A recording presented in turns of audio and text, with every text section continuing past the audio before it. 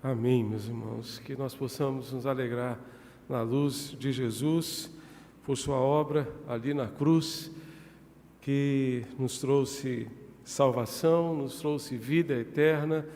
Louvado seja Deus por aquilo que Jesus fez por nós ali na cruz, garantindo o perdão para os nossos pecados. Eu gostaria de convidar os irmãos a abrirem suas Bíblias em Marcos capítulo 2, estamos retornando ao Evangelho de Marcos e, coincidentemente, como as crianças fizeram, estudando os milagres de Jesus, nós gostaríamos de compartilhar com os irmãos hoje mais um milagre realizado por Jesus. Marcos capítulo 2, de 1 em diante, de 1 até o verso 12, os irmãos poderão acompanhar da seguinte maneira. Diz assim a palavra de Deus: Dias depois, Jesus entrou de novo em Cafarnaum e logo se ouviu dizer que ele estava em casa. Muitos se reuniram ali a ponto de não haver lugar nem mesmo junto à porta. E Jesus anunciava-lhes a palavra. Trouxeram-lhe então um paralítico carregado por 4 homens, e não podendo aproximar-se de Jesus por causa da multidão, removeram o telhado no ponto correspondente ao lugar onde Jesus se encontrava, e pela abertura desceram o leito em que o paralítico estava deitado. Vendo-lhes a fé, Jesus disse ao paralítico: Filho, os seus pecados estão perdoados. Alguns escribas estavam sentados ali e pensavam em seu coração: como ele se atreve a falar assim? Isso é blasfêmia. Quem pode perdoar pecados a não ser um que é Deus? E Jesus, percebendo imediatamente em seu espírito que eles assim pensavam, disse-lhes: por que vocês estão pensando essas coisas em seu coração? O que é mais fácil? Dizer ao paralítico: os seus pecados estão perdoados, ou dizer: levante-se, tome o seu leito e ande? Mas isso é para que vocês saibam que o Filho do Homem tem autoridade sobre a terra para perdoar pecados. E disse ao paralítico: eu digo a você, levante-se, pegue o seu leito e vá para casa. Ele se levantou e no mesmo instante, pegando o leito, retirou-se à vista de todos, a ponto de todos se admirarem e darem glória a Deus, dizendo: jamais vimos coisa assim. Que Deus nos abençoe e nos ajude a compreender e aplicar a sua bendita palavra aos nossos corações. Eu não sei quantos aqui já tiveram a oportunidade de assistir a série The Chosen. Quantos aqui já assistiram The Chosen alguma vez? Olha, que bom, mas muitos ainda não tiveram essa oportunidade, né? The Chosen significa o escolhido, que é uma série por um aplicativo. Você pode baixar esse aplicativo no seu celular e assistir a todos os episódios. Eu creio que eles estão entrando na 3ª temporada agora.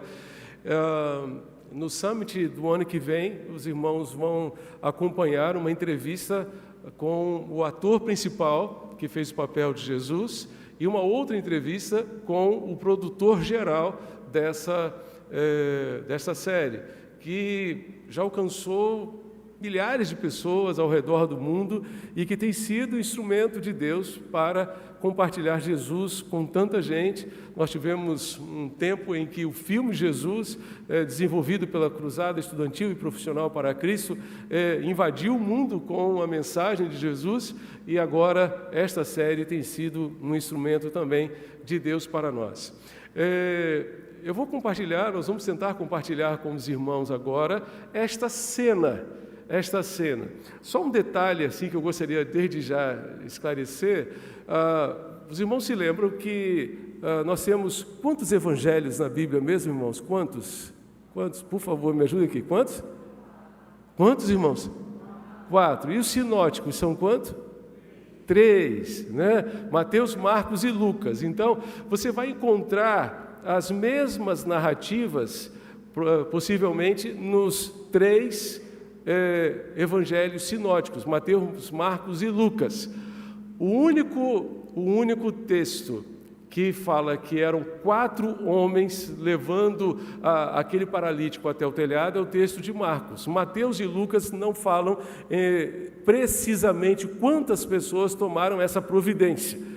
Então, aquilo que vocês vão assistir é baseado em Lucas e Mateus e não exatamente em Marcos, mas é a mesma coisa, é a mesma narrativa, é o mesmo milagre, a mesma história que os irmãos vão poder acompanhar nesse instante. Jesus, eles se mobilizaram, tomaram providências, foram intencionais naquilo que eles gostariam de fazer, que era colocar aquele homem na frente de Jesus, porque certamente em Jesus ele encontraria esperança. Como precisamos dessas qualidades para levar os nossos amigos a Jesus? Como precisamos de intencionalidade, como precisamos de iniciativa para levar as pessoas a Jesus, a terem um encontro com Jesus. Então procure, meu irmão, minha irmã, desenvolver relacionamentos intencionais em sua família, junto aos seus amigos, junto às pessoas que estão ao alcance da sua influência, junto às pessoas que estão ao alcance dos seus relacionamentos. Nós precisamos ser intencionais e tomar a iniciativa de levar os nossos amigos, as pessoas do nosso relacionamento a Jesus. Quantas pessoas você tem procurado colocar diante de Jesus, através da sua influência, simplesmente contando, compartilhando aquilo que Jesus já fez por você? Como era a sua vida, o que Ele fez por você e como você vive agora, depois que encontrou-se com Jesus. Precisamos dessa iniciativa, precisamos dessa intencionalidade. Da mesma forma, precisamos de criatividade. Eles não se curvaram diante das dificuldades. Não se curvaram. Quantas vezes colocamos desculpas para Deus e para aquilo que Deus quer fazer através de nós? Deus quer nos usar, mas muitas vezes não consegue fazer isso, simplesmente porque nós ficamos colocando desculpas, apresentando dificuldades para Deus. Eles não se curvaram diante das dificuldades. Havia muita gente na porta da casa, eles sabiam que não conseguiriam acessar a casa pela porta e tomaram então uma providência. Tiveram a ideia de abrir um espaço no telhado e então descer aquele homem na frente de Jesus, na presença de Jesus. Criatividade. Nós precisamos de criatividade. Obviamente, criatividade para o bem, não para o mal. Infelizmente, há muitas pessoas que têm criatividade para o mal. De vez em quando a gente toma conhecimento de coisas que nos surpreendem.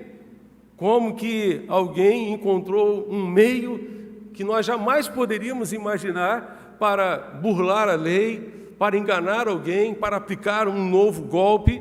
Multiplicam-se nos nossos dias os golpes para enganar as pessoas, especialmente por meios digitais. Antigamente os assaltos aconteciam exclusivamente à mão armada, hoje eles se multiplicam pela internet. Mas os amigos do paralítico tiveram criatividade para colocar aquele homem diante de Jesus, para levá-lo até Jesus, para levar o seu amigo até Jesus. Precisamos pedir a Deus criatividade para levar os nossos amigos a Jesus, as pessoas com quem nos relacionamos até Jesus.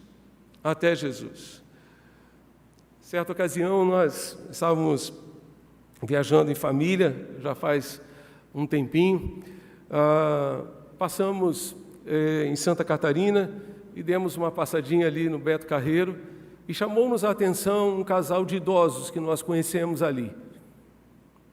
Um casal de idosos que se colocava todos os dias na porta daquele grande parque para distribuir simples textos da Palavra de Deus em pedacinhos de papel. E um casal da nossa igreja lá no Rio teve a oportunidade de ir a esse parque também numa outra ocasião e encontrou esse mesmo casal. E eles decidiram tirar alguns dias de férias e se juntar àquele casal para ajudá-los no trabalho de distribuição da palavra de Deus. Idosos, mas que estavam ali distribuindo a palavra de Deus para as crianças, para os adolescentes, para os jovens que acessavam aquele parque, que precisavam receber a semente do Evangelho em seus corações. Nós precisamos de criatividade e pedir a Deus que nos ajude a ser criativos na forma de comunicar o Evangelho e de levar as pessoas ao encontro com Jesus. Nosso simples papel é colocar as pessoas diante de Jesus, deixe o resto por conta dele. Ele sabe o que fazer. Ele sabe o que fazer. Leve seus amigos a Jesus. Peça a Deus criatividade para aproveitar as oportunidades. Eles viram no telhado uma oportunidade para colocar o seu amigo diante do Mestre. Não meça esforços para levar seus amigos a Jesus. Faça tudo aquilo que estiver ao seu alcance. E Deus certamente há de fazer uma grande e extraordinária obra através da sua vida, para a honra e glória do seu nome. Mas Jesus teve a oportunidade de ver naquelas pessoas também compaixão. Compaixão. Certamente eles se compadeceram daquele homem, daquele amigo, que não conseguia firmar os seus pés, não conseguia andar livremente, nem mesmo com a ajuda de um andador que temos hoje, com a ajuda de uma bengala tão útil para as pessoas que estão com alguma dificuldade de andar. Ele não conseguia se colocar de pé. Estava sempre sendo carregado por alguém, levado por alguém, e aqueles homens, aquelas pessoas se compadeceram daquele paralítico. Nós precisamos, meus irmãos, nos mover em compaixão. O que moveu aquelas pessoas a tomarem uma atitude foi a compaixão. Eles viram a condição daquele homem, viram o quanto ele sofria com aquela situação, compadeceram-se dele e tomaram uma atitude. A sua compaixão pelas pessoas, tem sido suficiente para mover as suas mãos e os seus pés na direção das pessoas, a ponto de ajudá-las. Lembro-me de um comercial de televisão, que já deve ter um bom tempo, que aparecia uma senhora na cozinha, ouvindo uma história, a história de uma tragédia. Não me lembro qual era a tragédia, mas uma tragédia, uma situação muito dolorosa. E ela começa a chorar. Mas logo depois a câmera mostra que ela estava chorando porque estava cortando cebolas. Não era por causa da história. Era por causa das cebolas que ela estava cortando. Quantas e quantas vezes, meus irmãos, nossos corações estão anestesiados de tanto ouvir tragédias, de tanto ouvir histórias tristes. Parece que nós nos anestesiamos e não nos comovemos mais, não nos compadecemos mais. Essas coisas já não mexem mais com o nosso coração. Como mencionei hoje, a palavra de Jesus, por se multiplicar a iniquidade, o amor de muitos esfriará, a compaixão de muitos esfriará, e nós já perdemos a capacidade de nos compadecer das pessoas que estão ao nosso redor, e estão perdidas sem Jesus, estão perdidas sem salvação, estão caminhando para uma eternidade sem Deus. Mas isso não mexe mais com a gente, isso não mexe mais com os nossos corações, e muito menos com as nossas mãos, com os nossos pés, nos dá uma atitude. Essas coisas não nos dão uma atitude, não nos levam a tomar uma atitude. A sua compaixão pelas pessoas tem sido suficiente para mover você na direção das pessoas. A sua compaixão tem sido suficiente para ver a condição de tantas pessoas que estão sofrendo ao seu redor, sem esperança de salvação, e levá-las até Jesus. Deus quer nos usar para isso, assim como usou aquelas pessoas, para colocarem aquele homem na frente de Jesus, na presença de Jesus. Eu creio que Jesus viu também naqueles homens, mulheres, aquelas pessoas que levaram aquele paralítico a Jesus, viram fé. Jesus viu fé nos seus corações. Vejam comigo o verso 5. Vendo-lhes a fé, Jesus disse ao paralítico. É interessante que o texto diz que Jesus viu a fé, não simplesmente do paralítico, mas dos seus amigos. Os seus amigos creram que Jesus poderia transformar a vida deles. Jesus viu a fé daqueles que levaram aquele homem até Jesus. Jesus tem visto a minha fé, a sua fé. Ele sabe se a nossa fé é grande ou pequena. Certa vez, uma mulher de origem sírio-fenícia se aproximou de Jesus, pedindo a Jesus que libertasse a sua filha de um demônio que assolava a sua filha, que destruía a vida da sua filha. E você deve lembrar-se talvez da história. Jesus permanece em silêncio e ela continua insistindo com Jesus. E Jesus então vira para aquela mulher e diz: ó mulher, grande é a tua fé. Grande é a tua fé. Pode ir para casa, que a sua filha já está curada. Ela tomou aquela palavra para si no seu coração e chegou em casa e encontrou a sua filha sã, liberta, transformada pelo poder de Deus. Ó mulher, grande é a tua fé. Jesus, quando olha para mim e para você, o que é que Ele pode dizer a respeito da nossa fé?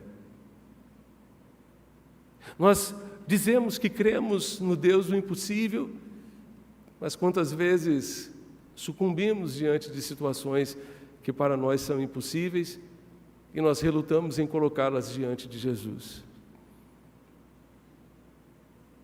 Qual o tamanho da nossa fé?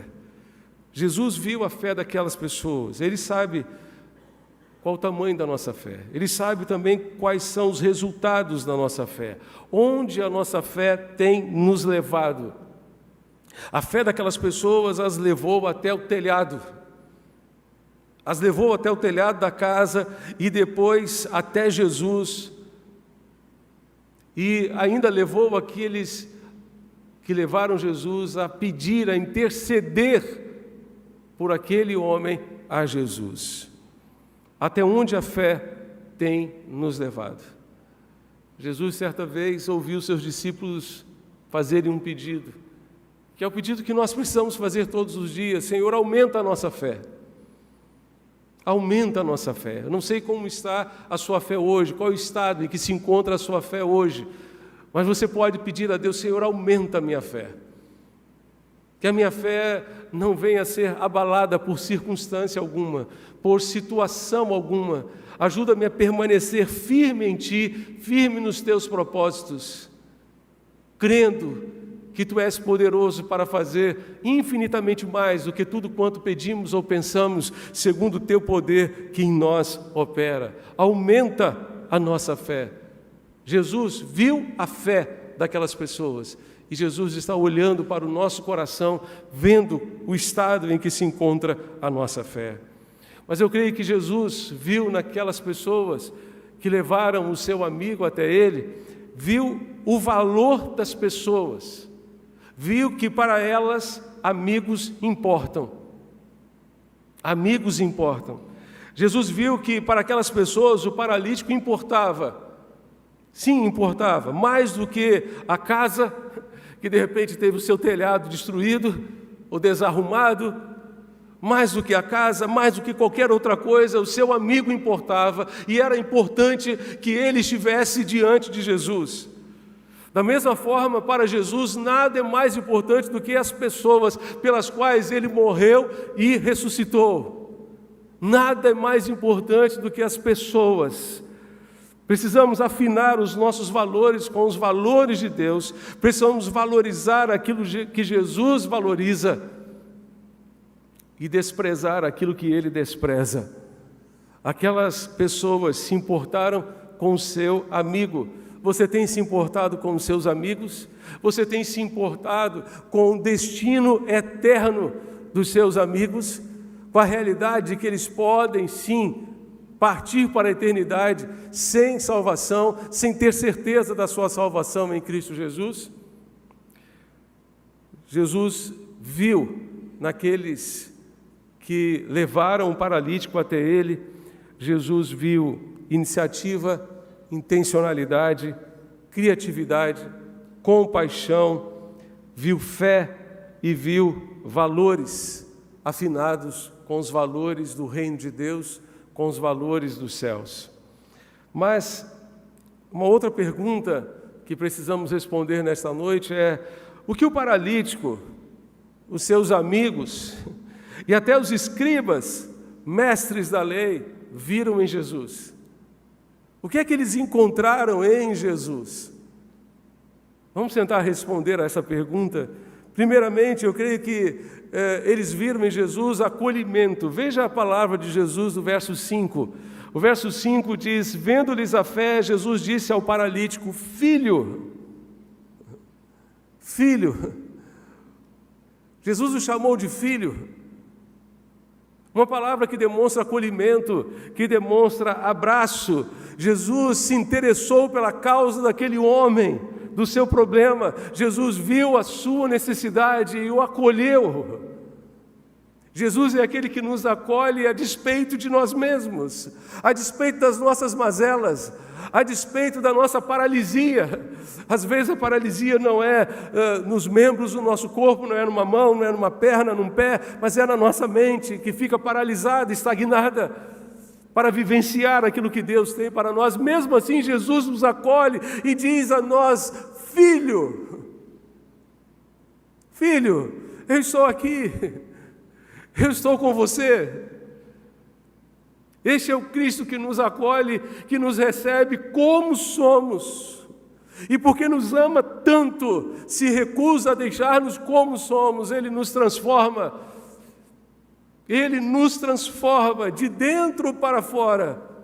De dentro para fora, como aconteceu com este homem aqui. Jesus acolheu aquele homem. Aquele homem e seus amigos viram em Jesus acolhimento, mas viram também em Jesus autoridade. Vejam comigo o verso 10. O verso 10. O verso 5, Jesus vai dizer: filho, os seus pecados estão perdoados. E no verso 10, ele vai dizer: mas isto é para que vocês saibam que o Filho do Homem tem autoridade sobre a terra para perdoar pecados. Jesus estava dizendo: o Filho do Homem tem autoridade sobre a terra para perdoar pecados. A autoridade de Jesus vinha do fato dele ser o próprio Filho de Deus, de ser o próprio Deus. A autoridade de Jesus vinha da sua obra de salvação, a qual ele estava prestes a realizar. Ele tinha autoridade para perdoar pecados e ainda para levantar aquele homem do chão, para que ele não mais rastejasse, para que ele não mais tivesse que ser carregado por alguém, para que ele pudesse se levantar. Ainda hoje, ele tem autoridade para agir, para intervir na nossa vida, na nossa família, na nossa casa, nas circunstâncias em que vivemos. Basta uma palavra sua e os montes se removerão. Basta uma palavra que o mar se acalmará. As ondas se aquietarão, o vento passará.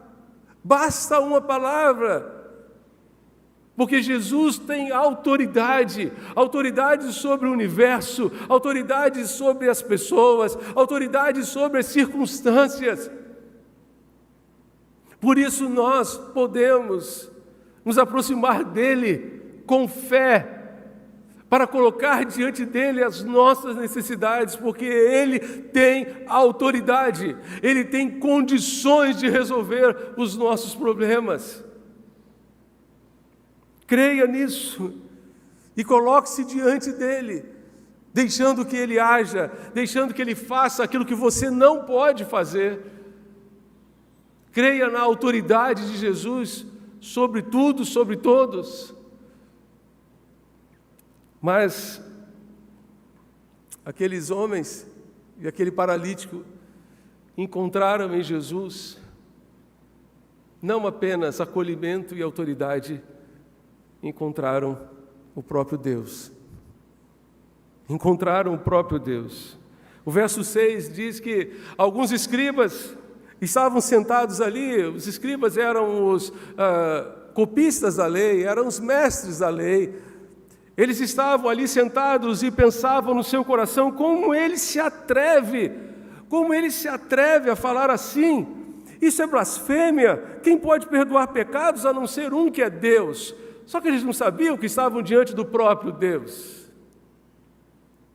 Só que eles não sabiam que Jesus era Deus. Aquele homem encontrou em Jesus o Deus verdadeiro. Aquele homem encontrou em Jesus o Deus que sara, o Deus que cura. Jesus curou aquele homem. Curou das suas feridas, curou da sua mazela nas suas pernas, mas curou primeiramente o seu coração. Aquele homem encontrou em Jesus o Deus que restaura.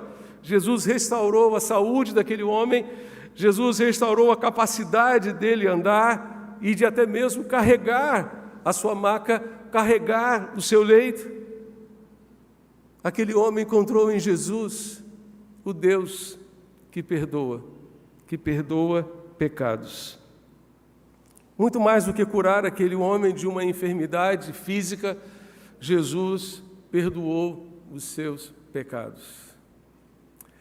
Certo autor disse que esta parece uma forma meio estranha de Jesus começar, então, uma cura.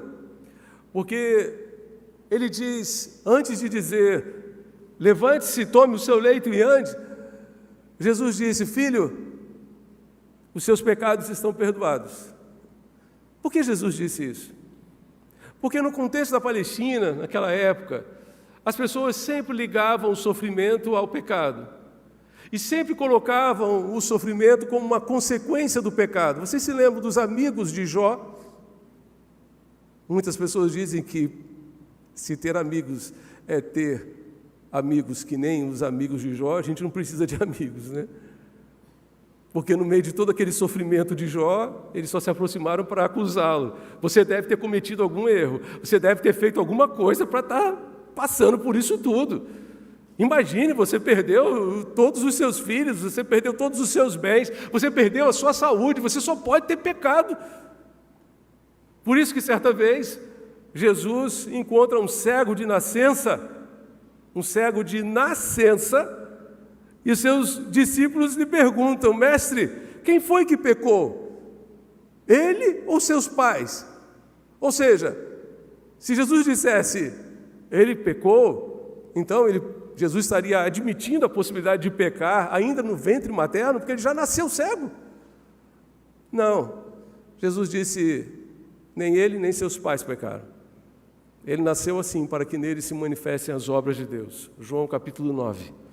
E Jesus curou aquele cego de nascença, sendo mais um sinal de que ele era o Messias, ungido de Deus, para vir ao mundo trazer a nossa salvação.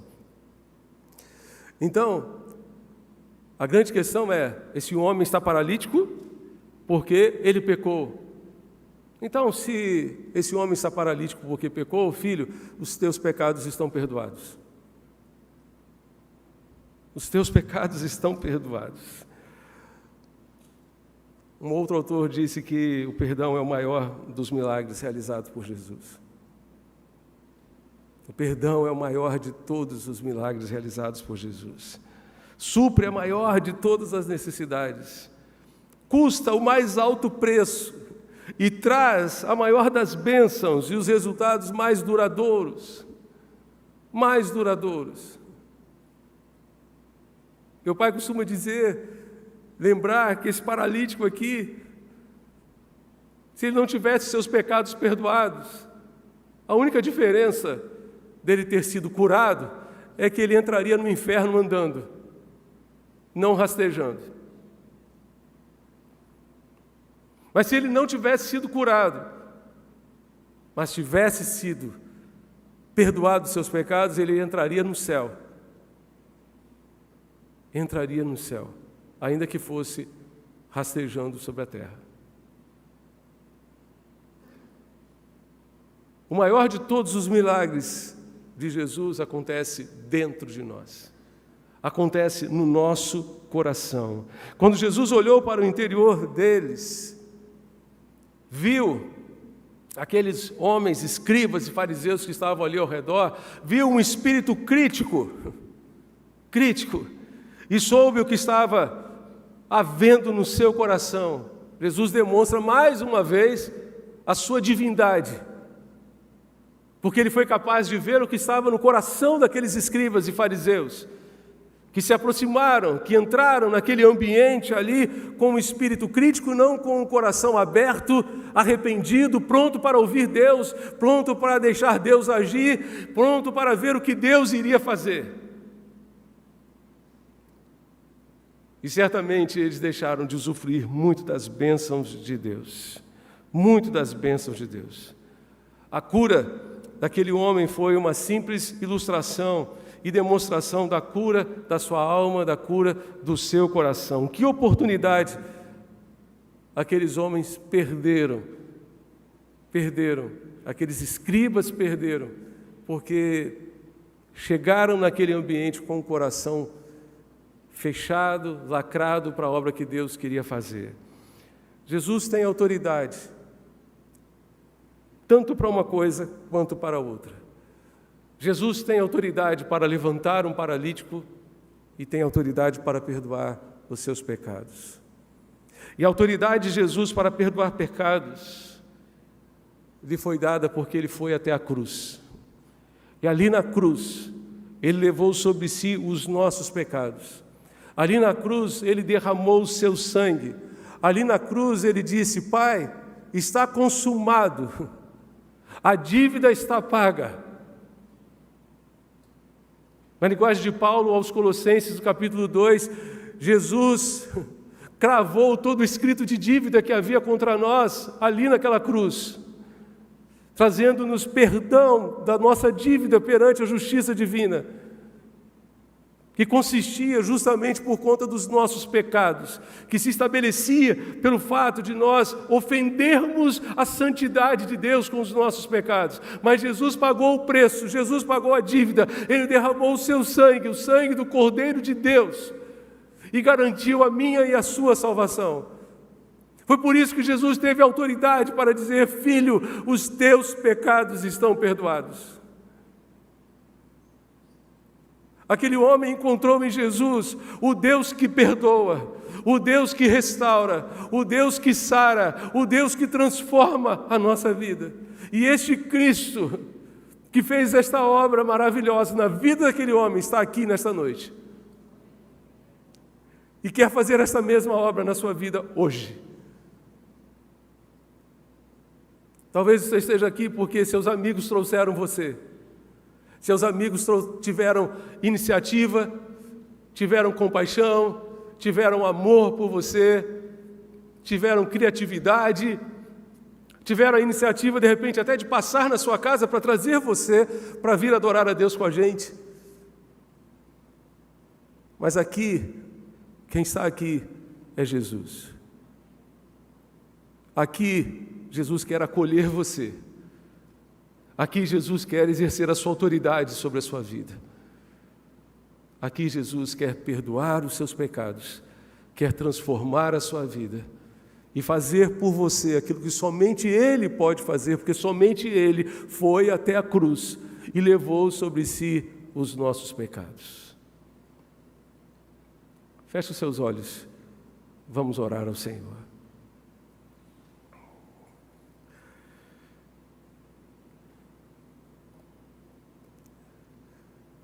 Você está diante de Jesus,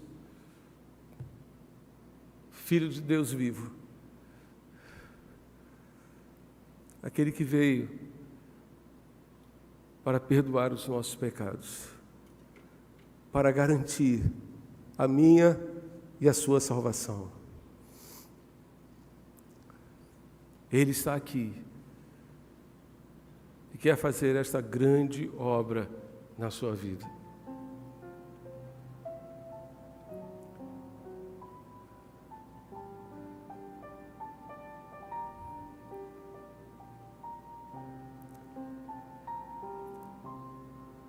Olhe para Jesus pela fé. Nele você encontrará acolhimento.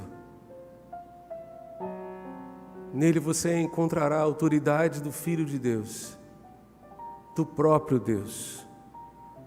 Deus que sara o nosso coração, Deus que restaura, que cura, que liberta, o Deus que perdoa as nossas dívidas perante a justiça de Deus. Nós estaremos neste momento celebrando a ceia do Senhor, trazendo à nossa memória aquilo que Jesus fez por nós. Seu amor, sua compaixão, sua graça, que cura, que sara, que restaura, que perdoa os nossos pecados e transforma a nossa vida. Convido os nossos jovens, que neste mês da juventude estarão nos ajudando na ministração, no serviço da ceia do Senhor. Hoje pela manhã nós acompanhamos, tivemos a alegria de ter adolescentes nos ajudando, e agora à noite temos alguns jovens nos ajudando neste serviço. Graças a Deus por isso.